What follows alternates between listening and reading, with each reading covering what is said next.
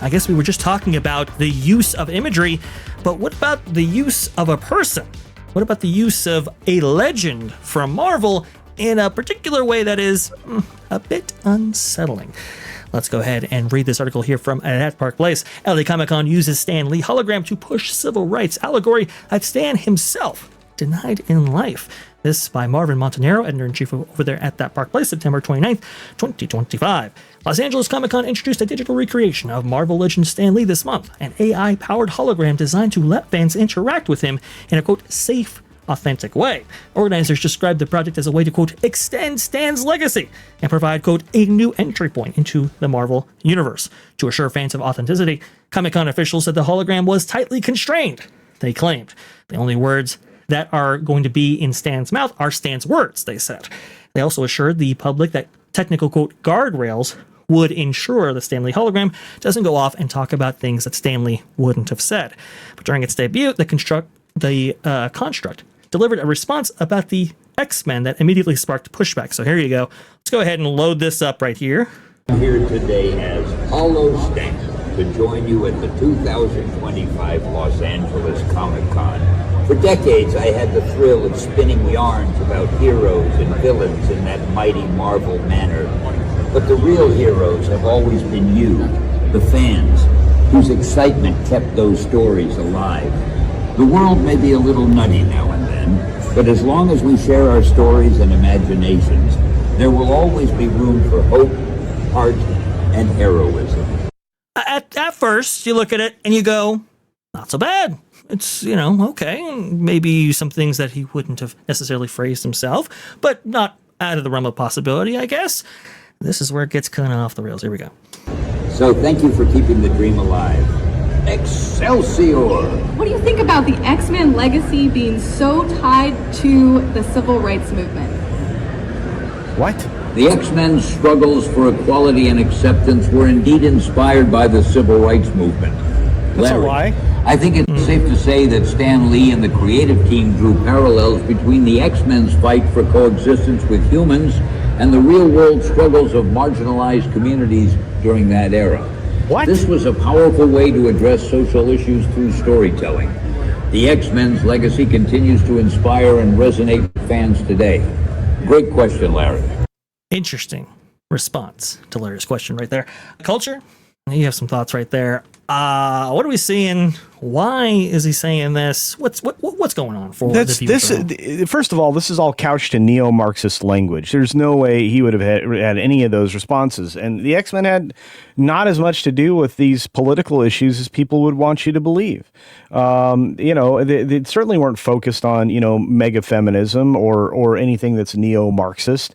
At best, it's a conversation about fairness across the board and unfairness and a discrimination in a wide sense, not necessarily around, the given themes of today's political garbage.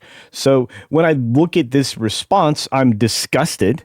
And I think that if I were in control of the estate, I would immediately rescind rights to using his likeness and voice. Yeah, that's another conversation here, Culture, because we know that there were people around Stan Lee, and I don't want to cast aspersions or make accusations out of hand, but we know that people around Stan unfortunately took advantage of him. And that's a really unfortunate reality of his late life right there. I think there's a documentary that goes into this, and there's some footage included in this B-roll that suggests one interaction that he had with somebody working around him that was doing that. Again, allegations, of course. But Ron, what do you think about this? I know there's a lot of emotions when you see a legend like this used in this way to push maybe a certain narrative.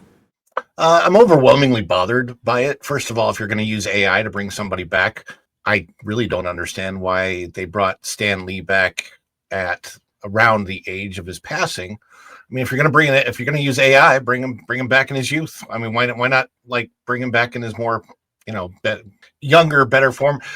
at least, and that would help at least differentiate the fact that this is not the Stan Lee that you remember. This is in fact an AI version of it, but putting words in his mouth that were never there. I mean, I understand that had somebody else created the X-Men and they've been created today, it would probably be a story about Dylan Mulvaney and friends being X-Men, but that's not where we are with what this version of the X-Men is supposed to be. It's supposed to be mutants, people who have more sophisticated developed genes than other humans, who went further than our current development, and as such develop special abilities and powers, and like the ability to create ice or create fire or fly or have incredible mental abilities, and understanding that when the X-Men were created, the idea was, okay, and every individual, we all have something about us growing up where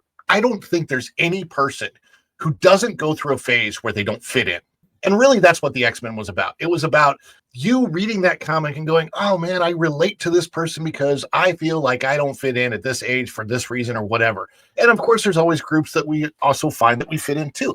But it wasn't about specifically like the civil rights movement or any of those types of things.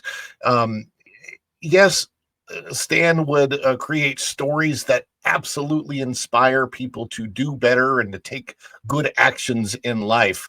But culture was absolutely right. Stan would never use that specific neo-Marxist language to describe anything that he was ever about. And you mentioned the allegations that he was being potentially taken advantage of in life. And this is very obvious that he's being taken advantage of in death. And that is so wrong. Yeah. It's really sad. Stan Lee's real voice versus the hologram. Yes, Stan Lee wrote about moral issues. In his famous 1968 Stan's Soapbox editorial, he declared, quote, bigotry and racism are among the deadliest social ills plaguing the world today. A story without a message, however subliminal, is like a man without a soul. Throughout his life, he acknowledged slipping little morals and social relevance into superhero stories. But that's not the same as saying the X-Men were inspired by the civil rights movement or that they were created as metaphors for, quote, marginalized communities. In fact, Stan repeatedly said the opposite. In a 2007 interview on Coast to Coast AM, he explained the real reason behind the X-Men's creation. Quote, I just originally was trying to get an interesting group of characters with interesting powers, and I thought it would make it twice as interesting if the public didn't really like them as much, he claimed. Little by little, I began getting mail saying how great it is that I'm doing these stories about bigotry and the evils of bigotry and so forth, race, hatred, all of that. And I guess I was doing that, but I was doing it subconsciously. That wasn't the main purpose.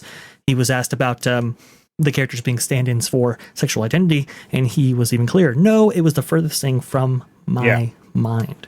Yeah, it's a lie. Yeah, and again, this is Disney, conveniently using somebody that people look up to for their own nefarious means. And again, it's Disney. They're pretty evil. So, I mean, it is what it is. So I'm going to get pushback on that, but they haven't done a good thing in a long, long time because they've been too busy virtue signaling that they were doing a good thing. Anyway, sorry, I interrupted you. No, I think you're exactly right. Absolutely. And you expressed it better than I ever could. When it comes to something like this, I look at this and we're living in a very technological also age. Look how awkward he looks. I'm like the stance, the talk. It looks awkward. It looks robotic. And all of that to me personally is just disrespectful. I mean, if you want to even set up an AI like this, set him up where he's resting, maybe in a lazy boy chair or something like that. He's having more of a fireside type chat. The whole thing is just, God, it gives me the willies. Yes, and I also worry about other legends. Can we expect this from I guess other notable people throughout history to parrot these things? I guess that's going to be a reality, but for LA Comic Con to put something like this on, I just worry about hey, what are you going to do with Walt Disney, Walt Disney Company? You have an animatronic Walt, now you can make him say whatever. Maybe this generation of Imagineers is let's go ahead and make sure we use his words, but maybe future Imagineers think differently. This is an ever-evolving world with ever-evolving rules, and I don't know. I'm not liking this. Hopefully the estate sees this and goes, hey, you know what? He would never have said that. He wouldn't have put it in those terms. He would have said this or that, the other thing. But I don't think relief in that end. I'm not confident it's coming, but hopefully it does. I don't know. I don't like this. It makes me feel very icky. And, icky. Yeah, it gives you the ick, to use one of the worst terms ever invented. Thanks for watching That Park Plays News.